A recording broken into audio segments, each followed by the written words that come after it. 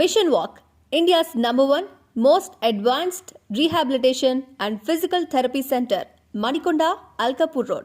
Call 9177 మా branches Hyderabad, Delhi మరియు పూణేలో కలవు. నమస్తే, వెల్కమ్ టు తెలుగు రాజ్యం. నేను మౌనిక. శ్రీకాంత్ గారు నమస్తే. నమస్తే. సో ప్రస్తుతం మనం మాట్లాడాల్సిన టాపిక్ ఏంటంటే, మనం జనరల్గా అనుకున్నాం వైసీపీ ఎలక్షన్ ఇంజనీరింగ్ బాగా చేసింది, లేకపోతే కొత్త ప్రయోగాలు చేసిందని మాట్లాడుకున్నాం కదా. నిజంగా కొత్త ప్రయోగాలు చేసిందా అంటే ఒక లిస్ట్ మన దగ్గర కనిపిస్తుంది కదా, ఇప్పుడు మన ఇద్దరం చూస్తున్నాం.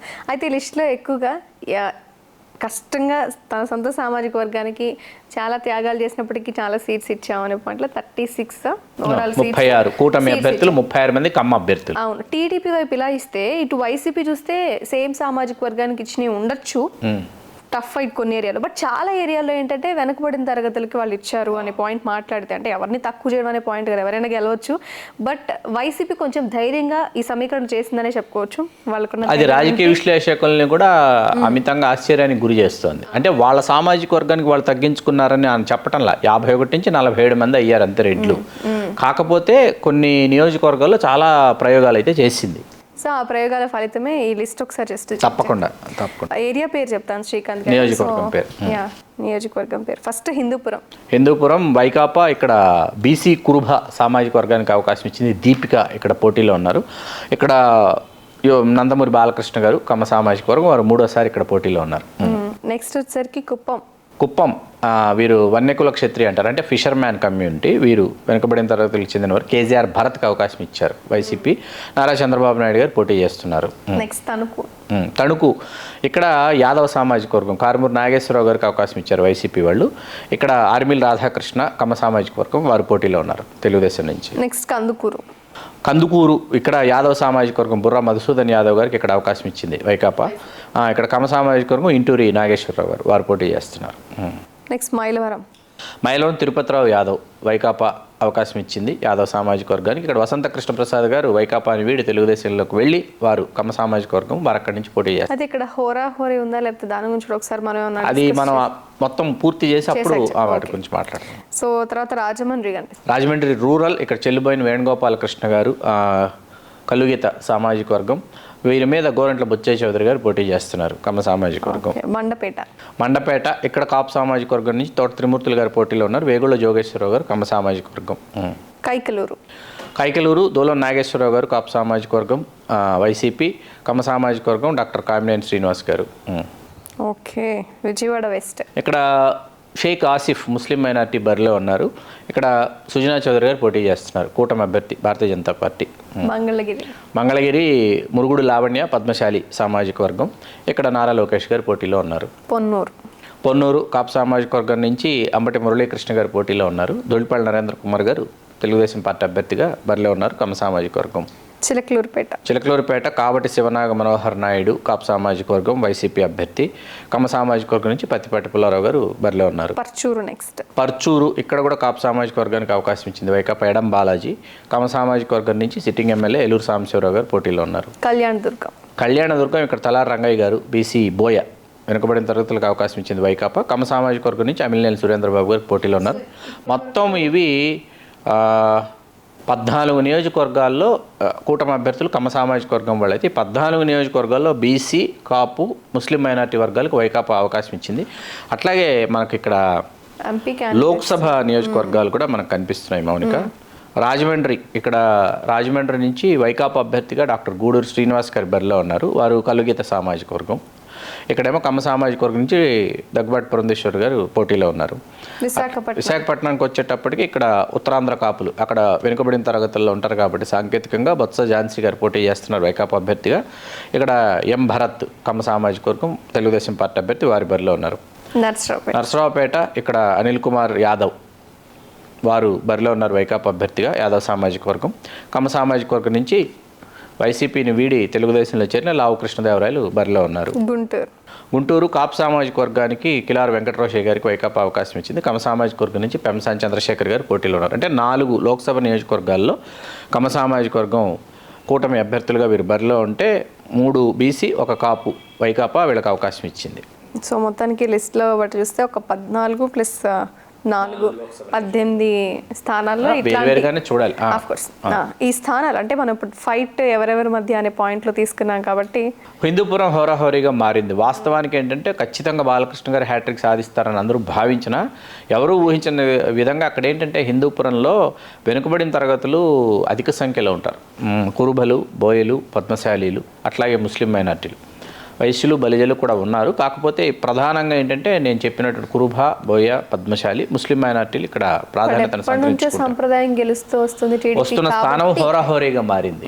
ఓకే, హోరాహోరీగా మారింది. కుప్పం మరొక మారు చంద్రబాబు నాయుడు గారు గెలుస్తున్నారు. కాకపోతే ఆధిక్యత తగ్గుతుందని మనకు అందుతున్నటువంటి నివేదికలు తెలియజేస్తున్నాయి. తణుకు హోరాహోరీగానే ఉంది. కాకపోతే గత ఎన్నికల్లో మీకు కారుమూరి నాగేశ్వరరావు గారు గెలిచింది 1000 ఓట్ల తేడాతోనే ఆర్మిల్ రాధాకృష్ణ గారి మీద. కాబట్టి హోరాహోరీలోనే ఉంది ప్రస్తుతానికి. నివేదికలు ఆర్మిల్ రాధాకృష్ణ వైపే చూపిస్తున్నాయి.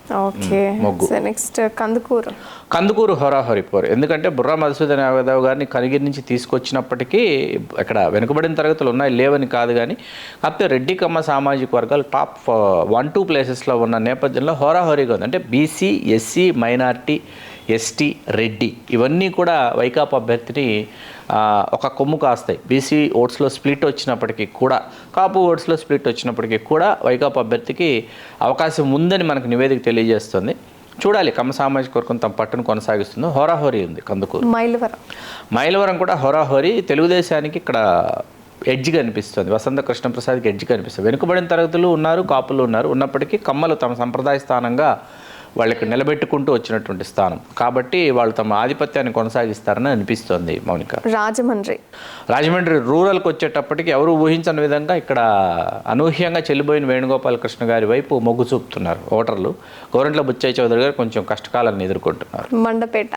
మండపేట హోరాహోరీ. ఎందుకంటే వేగుళ్ళ జోగేశ్వరరావు గారు హ్యాట్రిక్ పూర్తి చేసేశారు. 2009, 14, 19 3 ఎన్నికల్లో తెలుగుదేశం పార్టీ అభ్యర్థిగా వారు కమ్మ సామాజిక వర్గం వారు గెలుపొందారు. ఎప్పుడైతే తోట త్రిమూర్తులు గారు అక్కడికి వెళ్ళారు, తోట త్రిమూర్తులు గారు స్థానిక సంస్థల ఎన్నికల్లో వైకాపా విజయకేతనం ఎగురవేయడంలో తన ప్రతిభ చూపించారు, తన పాత్రని ప్రదర్శించారు. హోరాహోరీ పోరు మండపేట. కైకలూరు కూడా హోరాహోరీగా ఉంది పరిస్థితి. ఇక్కడ కైకలూరులో ఏంటంటే విచిత్రమైన పరిస్థితి. ఇక్కడ దోలన్ నాగేశ్వరరావు గారు సిట్టింగ్ ఎమ్మెల్యే కాపు, వారి మీద పోటీలో ఉన్నది కామినేని శ్రీనివాస్ గారు. కామినేని శ్రీనివాస్ గారు అంత క్రితం ఎమ్మెల్యే చేశారు, 14లో చేశారు, రాష్ట్ర మంత్రి కూడా చేశారు. ఇక్కడ కాపు సామాజిక వర్గం నెట్ట నిలువునా చీలిపోయింది. కామినేని శ్రీనివాస్ గారి వైపు కొంత మొగ్గు, అంటే జనసేన వర్గం ఏదైతే ఉందో ఆశావహులు. దోలన్ నాగేశ్వరరావు గారి వైపు కొంత మొగ్గు కొంతమంది చూపిస్తున్నట్టు నేపథ్యంలో కాపులు ఇక్కడ కీలకమైనటువంటి పాత్ర పోషిస్తారు. అట్లాగే మత్స్యకారులు కూడా బలంగా ఉన్నారు. చూడాలి ఏం జరుగుతుందో. హోరాహోరీ. విజయవాడ వెస్ట్ నిన్న మొన్నటి వరకు వైకాపాకి చాలా బాగుంది. కానీ అనూహ్యంగా ఇక్కడ భారతీయ జనతా పార్టీ అభ్యర్థి సుజనా చౌదరి గారు పుంజుకున్నారు. వాస్తవానికి హోరాహోరీగా మారింది విజయవాడ వెస్ట్ కూడా. మంగళగిరి నారా లోకేష్ గారు ఖచ్చితంగా గెలుస్తారని అయితే నివేదికలు తెలియజేస్తున్నాయి. పద్మశాలి సామాజిక వర్గం యొక్క ఓట్లు గంపగుత్తగా మురుగుడు లావణ్య గారికి వచ్చి, అలాగే అక్కడ ఉన్నటువంటి నియోజకవర్గంలో రెడ్లు ఉన్నారు, అట్లాగే షెడ్యూల్ కులాలు ఉన్నాయి. ఆ ఓట్లు లావణ్య గారిని గట్టెక్కించాలి. కానీ నారా లోకేష్ గారు మమేకమయ్యారు నియోజకవర్గ ప్రజలతో. ఆయన ఓడిపోయిన దగ్గర నుంచి అక్కడే ఉన్నారు నియోజకవర్గ ప్రజలతో. వారు సత్సంబంధాలు కొనసాగిస్తున్న నేపథ్యంలో విజయావకాశాలు నారా లోకేష్ గారి వైపే కనిపిస్తున్నాయి. పొన్నూరు ఈసారి మొన్న మీకు ధూళిపాళ నరేంద్ర గారు ఓడిపోయింది 1000 ఓట్లు, 1100 ఓట్లు తేడాతోనే ఓడిపోయారు ఆయన. కాబట్టి ఈసారి ధూళిపాళ నరేంద్ర గారికి అవకాశం ఉంది కమ్మ సామాజిక. చిలకలూరుపేట హోరాహోరీ. పత్తిపాటి పుల్లారావు గారు, కావటి శివనాగ మనోహర్ నాయుడు గారు. హోరాహోరీ పోరు అయితే జరుగుతుంది. పత్తిపాటి పుల్లారావు గారి వైపే మొగ్గు చూపిస్తున్నారు.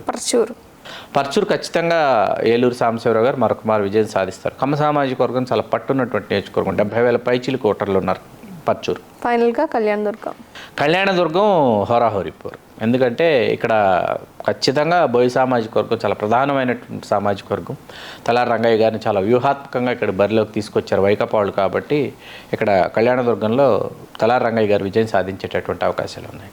సో ఇంకా ఎంపీ అభ్యర్థుల లిస్టింగ్ ఒకసారి మనం దాన్ని చూస్తే కనుక ఫస్ట్ రాజమండ్రి హోరాహోరీగా ఉంది. దగ్గుబాటి పురంధేశ్వరి గారికి అవకాశాలు ఉన్నాయని నివేదికలు తెలియజేస్తున్నా అక్కడ వైకాపా కూడా చాలా వ్యూహాత్మకంగా వ్యవహరించింది. గతంలో కూడా వెనుకబడిన తరగతులకి ఇదే కలుగీత సామాజిక వర్గం మార్గాన్ని భరత్కి అవకాశం ఇచ్చింది. ఇప్పుడు కూడా డాక్టర్ గూడూరు శ్రీనివాస్ గారు చాలా జెంటిల్మ్యాను, డాక్టరు, విశేషమైనటువంటి సేవలు అందించినటువంటి వ్యక్తి, స్థానికుడు. వారికి అవకాశం ఇచ్చింది. హోరాహోరీ పోరులో ఉంది ప్రస్తుతానికి. విశాఖపట్నం ఝాన్సీ గారికి అవకాశం ఉంది. ఝాన్సీ గారు వారి యొక్క వాగ్దాటి కావచ్చు, వారి యొక్క విద్యార్హతలు కావచ్చు, అట్లాగే విశాఖపట్నం యొక్క సమస్యల గురించి, విశాఖపట్నానికి కావాల్సినటువంటి వనరులు, మౌలిక వసతులు, వీటి గురించి ఆవిడ అంతక్రితం విజయనగరం ఎంపీగా ఉన్నప్పుడు బొబ్బిలి నుంచి గెలిచారు. ఉన్నప్పుడు ఆవిడ లోక్సభలో వినిపించినటువంటి అంశాలని ఆవిడ ఇప్పుడు తెర మీదకి తీసుకొచ్చి వాటి గురించి ఆవిడ ప్రస్తావిస్తూ ఆవిడ ముందు వరుసలో దూసుకెళ్తున్నారు. వాస్తవానికి చాలా ముందు వరుసలో ఉన్నారు. 7 నియోజకవర్గాల్ని పర్యటించేశారు. చాలా దూకుడుగా తన హవాని అక్కడ కొనసాగిస్తున్నారు. ఓకే, నరసరావుపేట ఇక్కడ ఇది కూడా ఏంటంటే హోరాహోరీ పోరులో ఉంది. అంటే నరసరావుపేట లోక్సభ నియోజకవర్గం మొత్తాన్ని మనం ఒకసారి 7 నియోజకవర్గాల్ని తీసుకుంటే ఏంటంటే వెనుకబడిన తరగతులు, షెడ్యూల్ కులాలు, దళిత క్రైస్తవులు, మరీ ముఖ్యంగా రెడ్డి సామాజిక వర్గం, ఇదంతా కూడా మీకేంటంటే అనిల్ కుమార్ యాదవ్ వైపే చూపిస్తుంది ప్రస్తుతానికి పరిస్థితి. ఓకే, ఫైనల్ గుంటూరు హోరాహోరీ. ఎందుకంటే కాపులు ప్రథమ సంఖ్యలో ఉన్నప్పటికీ కమ్మలు తమ సంప్రదాయ స్థానంగా గెలుచుకుంటూ వస్తున్నటువంటి స్థానం కాబట్టి ఇక్కడ ఖచ్చితంగా హోరాహోరీ పోరు ఉంటుంది. ఎవరు గెలిచినా కూడా ఆధిక్యత చాలా స్వల్ప ఓట్ల ఆధిక్యతతోనే గెలుస్తారు. ఏ అభ్యర్థి గెలిచినా టఫ్. అంటే మాక్సిమం ఇప్పుడు మనం చూసిన లిస్ట్లో శ్రీకాంత్ గారు టఫ్ అయితే హోరాహోరీలే, చాలా హోరాహోరీ పోరులో ఉన్నాయి చాలా నియోజకవర్గాలు. చాలా చోట్ల అభ్యర్థులు కూడా అంత సులభం కాదు. ఖచ్చితంగా గతంలో వచ్చినటువంటి ఒకవేళ వైకాపా అధికారంలోకి వచ్చింది అనుకుందాం, గెలుస్తుంది అనుకుందాం అత్యధిక స్థానాలు, వైకాపా అభ్యర్థులకు 2019లో 30,000, 40,000, 50,000 ఓట్లు కూడా ఆధిక్యత వచ్చినటువంటి చోట మీకు గణనీయంగా ఆధిక్యతలు అయితే తగ్గుతాయి. సో ఇప్పుడు టఫ్ ఫైట్లోనే ఖచ్చితంగా హోరాహోరీ పోరు అయితే కొనసాగుతూ ఉంది. అయితే ఇప్పుడు ఓవరాల్గా ఇప్పుడు మనం చూసాం కదా, ఏ ధైర్యం అనే ధైర్యం చూస్తే అభ్యర్థుల్ని ధైర్యంగా తీసుకున్నారా లేకపోతే అంటే అది ఒక ప్రయోగం. అంటే ఇక్కడ జగన్మోహన్ రెడ్డి గారు చేసిన ప్రయోగం ఏంటంటే వెనుకబడిన తరగతుల పార్టీ అని చెప్పేటటువంటి తెలుగుదేశం పార్టీ, వెనుకబడిన తరగతులకు అవకాశం ఇస్తున్నామని చెప్తూ మీరు కళ్ళబుల్లి కబుర్లు చెప్తున్నారు, మీరు మభ్య పెడుతున్నారు, మాయ చేస్తున్నారు అని చెప్పి వారు ఏం చేశారంటే ఏకంగా ఇక్కడ అభ్యర్థులను రంగంలోకి తీసుకొచ్చి ఇదిగో ఈ నియోజకవర్గాల్లో ఇదిగో నేను అవకాశం ఇచ్చా, బీసీలకు అవకాశం నేను ఇచ్చానా లేకపోతే తెలుగుదేశం ఇచ్చిందా అని వారు ఇప్పుడు ప్రశ్నించేటటువంటి ఒక స్వరం, ఒక గొంతుక జగన్మోహన్ రెడ్డి గారికి వినిపించడానికి బలం అన్నమాట. ఇక్కడ గెలిపోటములు పక్కన పెట్టి ఇక్కడ ఏంటంటే ఎవరిచ్చారు అవకాశం అనేది చాలా బలమైనటువంటి గొంతుక. అంటే అది ఎంటైర్ బీసీ మెంటాలిటీస్కి, బీసీ వాళ్ళ భావజాలం ఏదైతే, వాళ్ళ మనస్తత్వం ఏదైతే ఉంటుందో దానిని అది వాళ్ళ హృదయాంతరాల్లోకి అది వెళుతుంది. ఎవరు అవకాశం ఇచ్చారు అనేటప్పటికీ అవును ఎవరు అవకాశం ఇచ్చారు అన్నది ఒక ఆలోచన వస్తుంది. మీరు ఎంతకాలం అవకాశం ఇస్తామని చెప్తున్నారు, ఇస్తాం మేమన్నారు, ఇచ్చాం మేమన్నారు, కానీ మీరు ఇవ్వటం లేదు, మీరే పల్లకి ఎక్కుతున్నారు, మీరే పాలిస్తున్నారు, మిమ్మల్ని మేము పల్లకీలు మోసేటటువంటి బోయిలుగానే మేము మిగిలిపోతున్నాం. ఇప్పుడు ఓట్లు మావా సీట్లు మేవా అన్నది మీకు గత కొన్ని దశాబ్దాలుగా వెనుకబడిన తరగతుల నుంచి పాలక వర్గాలు ఏవైతున్నాయో వాళ్ళకు వస్తున్నటువంటి ఒక ప్రశ్న అనమాట, వాళ్ళు వేస్తున్నటువంటి ఒక ప్రశ్న. ఆ ప్రశ్నకి ఇప్పుడు సమాధానంలాగా ఏమైపోయిందంటే ఇన్ని స్థానాల్లో వెనుకబడిన తరగతులకు అవకాశం ఇచ్చేటప్పటికి వెనుకబడిన తరగతులు ఉన్నారు, ముస్లిం మైనార్టీలు ఉన్నారు, కాపులు కూడా ఉన్నారు. ఉండేటప్పటికి ఏమైపోయిందంటే ఇదిగో నేను మీకు అవకాశం ఇచ్చాను కదా, వాళ్ళు ఇచ్చారా ఎప్పుడైనా, ఈ నియోజకవర్గాలు ఎప్పుడైనా ఇచ్చారని వేలెత్తి చూపిస్తున్నారు అనమాట. సో ఓట్ షేరింగ్ కూడా అటువైపు కొంచెం ఖచ్చితంగా మళ్ళుతుంది. సో కొత్త సమీకరణ, చాలా కొత్త సమీకరణ చేశాడు ఆయన, సోషల్ ఇంజనీరింగ్. సో ఎలక్షన్ తర్వాత తెలుస్తుంది. అదే శ్రీకాంత్ గారు, థ్యాంక్ యూ. మొత్తానికి ఒక లిస్ట్ మనం ద్వారా మనం కొన్ని విషయాలు ఇవాళ కొత్త టాపిక్లో చేసాం. సో కీప్ వాచింగ్ తెలుగు రాజ్యం. నమస్తే, నేను మోనిక. తెలుగు రాజ్యం ఇక ఊరూరా రాబోతోంది. దినదిన ప్రవర్ధమానమవుతున్న తెలుగు రాజ్యం ఛానల్కు 2 తెలుగు రాష్ట్రాల్లోని 42 లోక్సభ నియోజకవర్గాల నుంచి న్యూస్ కంట్రిబ్యూటర్స్గా వ్యవహరించడానికి యువతను ఆహ్వానిస్తోంది. జర్నలిజం పట్ల ఆసక్తి, కనీస సామాజిక రాజకీయ పరిజ్ఞానం, స్థానిక పరిస్థితులపై మంచి అవగాహన, స్థానిక పరిచయాలు, గౌరవప్రదమైన జీవనం ఉంటే సరికొత్త సామాజిక విప్లవంలో మీరు కూడా భాగస్వాములు కావచ్చు. మీ అంతరంగాన్ని ఆవిష్కరించవచ్చు. ప్రతి లోక్సభ నియోజకవర్గ పరిధిలో 2కి అవకాశం ఉంటుంది. 30 నుంచి 35 ఏళ్ల మధ్య వయస్కులై జర్నలిజం పట్ల అభిరుచి, ఆసక్తి కలిగిన యువతి యువకులు తమ వివరాలు, జీవన విధానం, ఆసక్తి గల ప్రాంతం, పాస్పోర్ట్ ఫోటోతో కలిపి ఈ దిగువన నంబర్కు వాట్సాప్ చేయొచ్చు. నంబర్ 8125150555.